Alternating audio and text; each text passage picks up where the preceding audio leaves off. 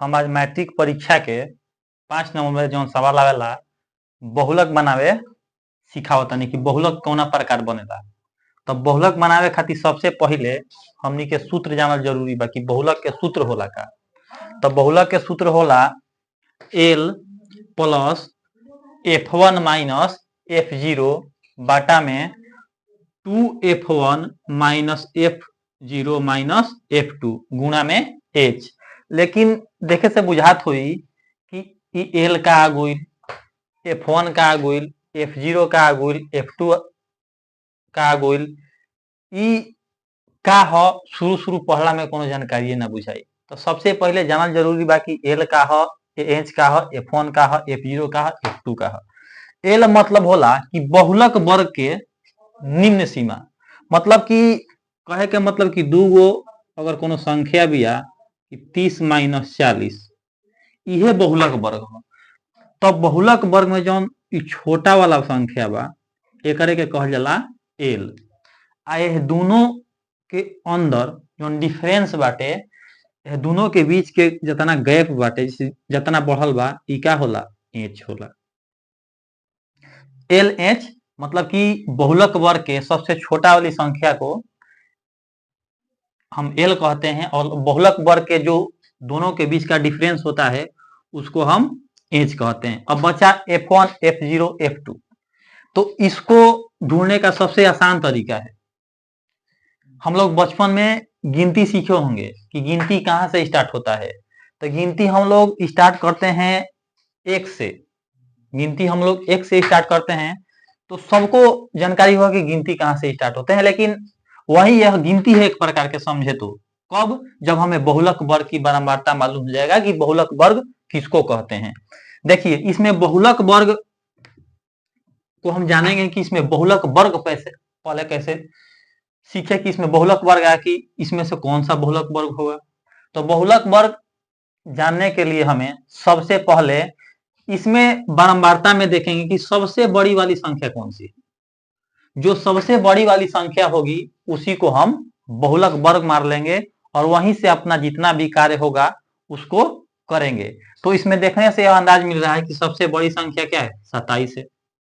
तो हम लोग के लिए बहुलक वर्ग जो है वह क्या है, 27 है। यहीं से पूरा काम होगा क्योंकि बहुलक वर्ग क्या है, 27 है। अब मान ढूंढेंगे कि बहुलक वर्ग बनाने के लिए सबसे पहले एल चाहिए, उसके बाद एच चाहिए, F1 चाहिए, F2 चाहिए और F0 चाहिए।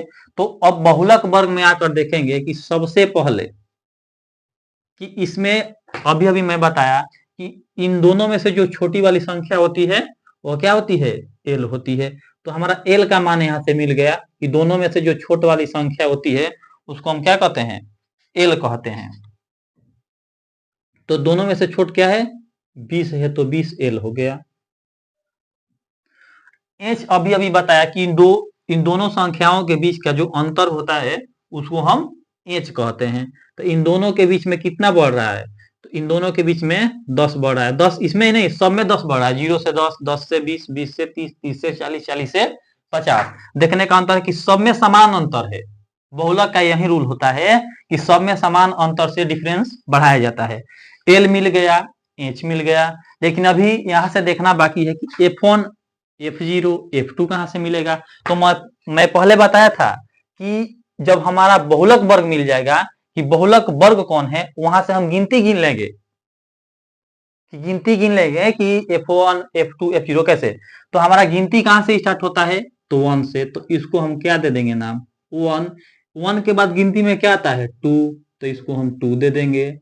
और 1 से पहले क्या आता है, 0, तो इसको क्या दे देंगे हम, 0। हमारा सब मान यहाँ पर मिल गया, एल भी मिल गया, एच भी मिल गया और F0 भी मिल गया 23, F1 भी मिल गया 27, F2 भी मिल गया 21। अब क्या करेंगे कि बहुलक के सूत्र रख के इसको क्या कर देंगे, हम बना देंगे। तो बहुलक का सूत्र होता क्या है, तो वहां पर मैं पहले से लिख रखा हूं कि बहुलक का सूत्र क्या होता है, बहुलक बराबर L plus F1 minus F0 2f1 minus f0 minus f2 गुणे में क्या होता है, h होता है। अब देखिए यहां से कि हमारा l का मान कितना है, तो l का मान क्या है, 20 है, तो l का जगह क्या बैठा देंगे, यहाँ पर 20 बैठा देंगे। f1 के मान देखिए, तो f1 का मान यहाँ से मिले कितना, 27 है, और f0 का मान कितना है, f0 का मान क्या है, 23 है, यहाँ पर 23 रख लेंगे। 2 इन दोनों के बीच में मल्टीप्लाई छुपा हुआ है, तो यहाँ पर गुणा का निशान दे देंगे। अब देखिए f1 का मान कितना है, तो f1 का मान हम यहाँ से लिखेंगे 27 माइनस f0 का मान कितना है, f0 का मान है 23, f2 का मान कितना है 21 है, h का मान कितना है 10 है, क्योंकि सब में डिफरेंस कितना का बढ़ रहा है, 10-10 का चल रहा है अंतर। अब सबको रख दिए तो यहाँ से बनाना सॉल्व करेंगे।